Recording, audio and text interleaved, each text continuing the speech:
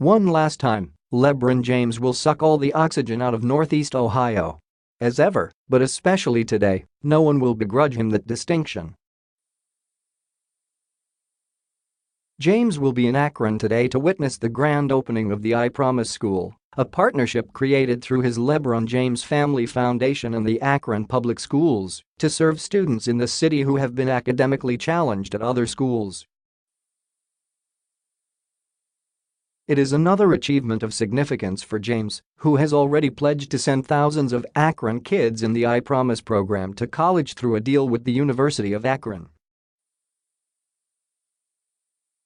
And, as it is the first time James will speak publicly since signing with the Lakers at the beginning of the month, there will be some media present.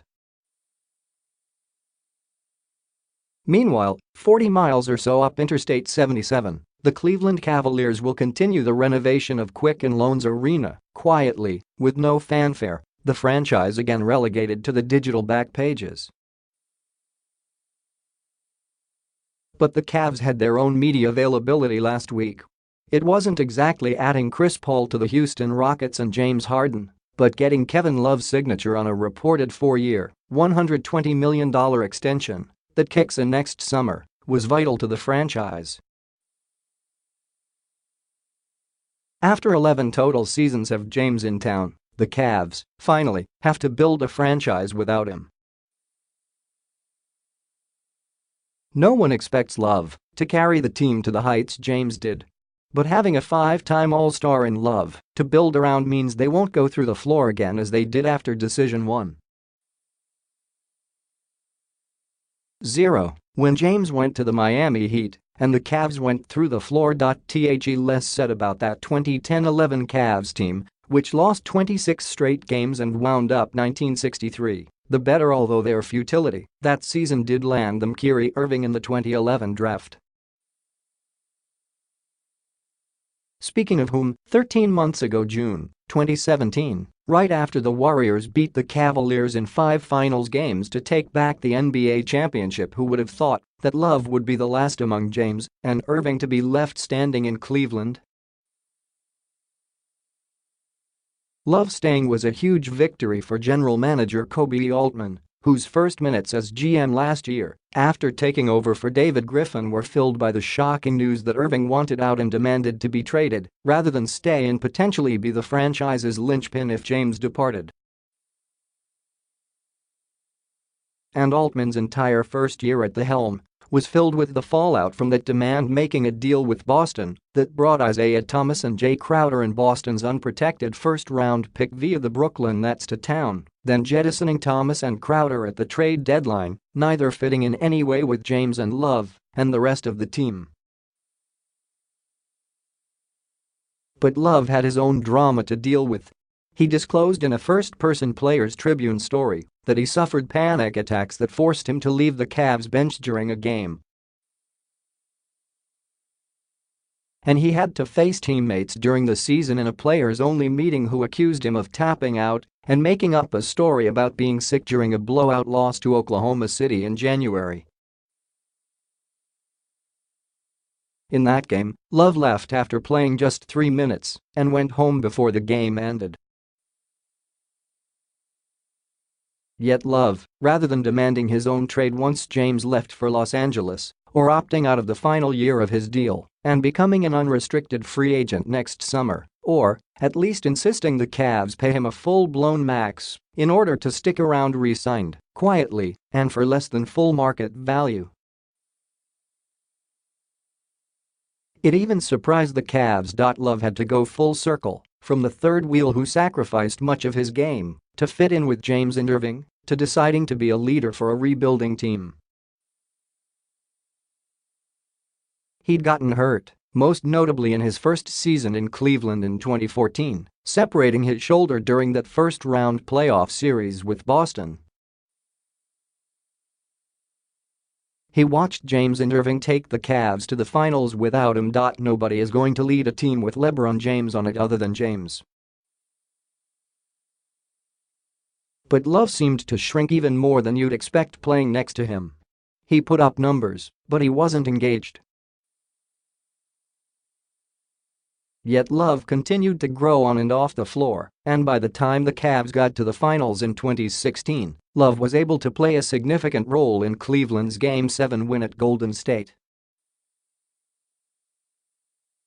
He came back from a concussion to back up James with 20 points and 13 rebounds, getting a key stop on Stephen Curry in the game's final minutes. Still, after the players' meeting last January, Love certainly could have demanded to be relocated.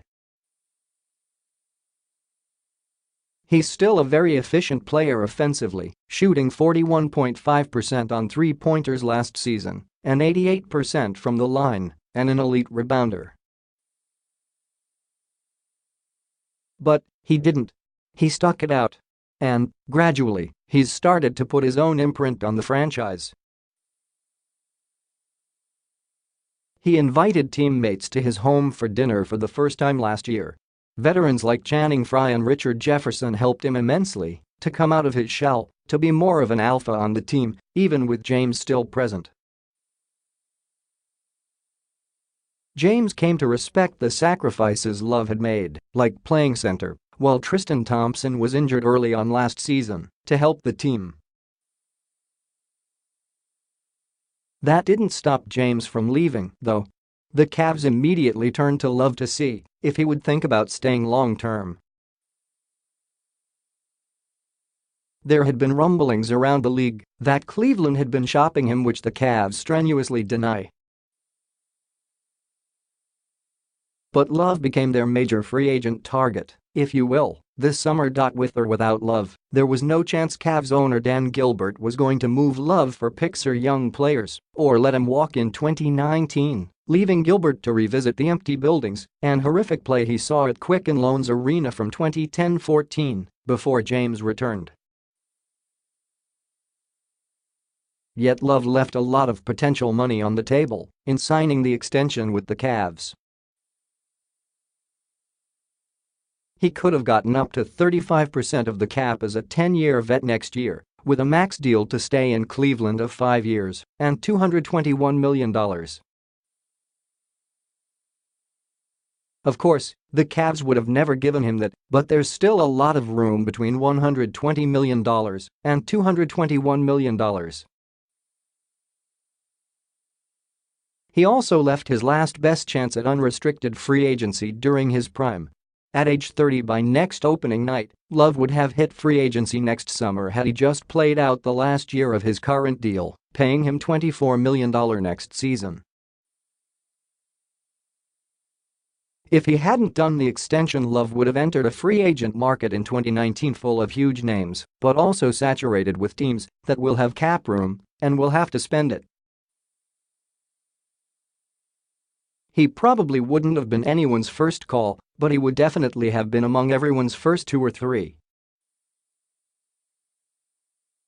He has his own story to tell, and he was one of the few Cavaliers, besides James, who showed in the 2018 finals against Golden State, averaging 19 points and 11.3 rebounds per game in the series. But Love short-circuited all talk of 2019 by quickly taking the security of 4 more seasons after next season. Not only that, but he took a deal with flat raises in the middle, and which declines in the final year, from $31.2 million in 2021-22 to $28.9 million in 2022-23, while extensions for other star players end in the mid-$40 millions. That final year's salary for Love also dovetails nicely with a potential first year of an extension for Colin Sexton, the Cavs' first-round pick this year. Many have pointed to Love's injury history as a primary factor in his decision, and maybe it was. But his history wouldn't have kept other teams from putting huge offers on the table for him next season. From Cleveland's standpoint, extending Love, especially at that number, makes all the sense in the world. If the Cavs had let Love get to free agency next summer, he mostly certainly would have bolted, leaving the Cavs basically with nothing to build around other than Sexton. The chances of Cleveland attracting free agents in that scenario would be bleak. Those chances still aren't great with Love. It's still damn cold in Cleveland in the winter, but they're a little better. Coach Tyronn Lue can build a credible offense around Love just as the Minnesota Timberwolves did in Love's first 6 NBA seasons, when the pickings around Love were much slimmer than they are for Cleveland now. Then, he had to count on the rapid emergence of a young Ricky Rubio and hope that Rick Adelman and Flip Saunders could find some more tread on the tires of Kevin Martin or Andrei Kirilenko. The Cavs found some hybrid ways to utilize Love on the floor with James and Irving over the years, getting him looks early in the game in the post, then trusting James or Irving to find him when open spotting up. Last season was more of a struggle with Irving gone. With James now gone as well, Lue will give Love a lot more touches. Despite Love's money on the books for the foreseeable future, the Cavs can clear significant cap room for 2019 quickly. Guard George Hill is only guaranteed $1 million of the $18 million on his contract for 2018-19, if waived before next July, and will be a prime trade candidate all year, more so if another team suffers a serious injury to their starting point. Only $3.8 million of J.R. Smith's $15.6 million salary is guaranteed for 2019-20 if he's waived by the end of June next year. And Kyle Korver only has $3.4 million of his $7.5 million salary for 19-20 guaranteed, though he'd be more likely be kept around by a potential trade partner. At 37, Korver is still lethal behind the arc, 44% last year for the Cavs, and keeps himself in incredible shape. The Wizards and 76ers, among many teams, have already tried to pry Korver from Cleveland. If Hill, Smith, and Korver are each simply waived after next season before their 2019-20 salaries are fully guaranteed, that would only cost Cleveland $8. $2 million total in dead money for 2019-20. The Cavaliers could further reduce potential savings on each by using the stretch provision to waive any of the three, of which Smith would likely be the prime candidate. If Cleveland stretched Smith after this season, it could spread the $3.8 million he's guaranteed over 3 years rather than absorb it all next summer, reducing his cap number to $1. $26 million a year through 2021. All these potential machinations would leave Cleveland in position to go after a max-level free agent in 2019 to pair with Love and Sexton. Failing that, the Cavs would at least be a potential repository for a bad contract, which almost always includes the carrot of a future first-round pick, and Cleveland's 2019 first just became more likely to go to Atlanta because of the Love signing. The pick is protected for the Cavs 110, and a bottom 10 finish was certainly in the cards had Cleveland traded Love this summer and just had Sexton. Love's presence next season increases the chances that the Cavs may just be garden variety bad rather than god-awful, and that the Hawks will get the pick. But the Cavs have chosen to live with that. And Love has chosen to keep living with them. He will organize the team's mini-camp in the fall, picking the location and what the players will do collectively after workouts together. His 4 years with James and 3 with Irving have impacted his own already Spartan workouts. He isn't the Kevin Love that came from Minnesota. He's still on the quiet side, but he's been part of some big winning in Cleveland the last 4 years, and there's no pressure on him to deliver that long-sought Cleveland championship. That's in the past, along with James. Love's deal doesn't preclude Cleveland from moving him too, sometime down the line.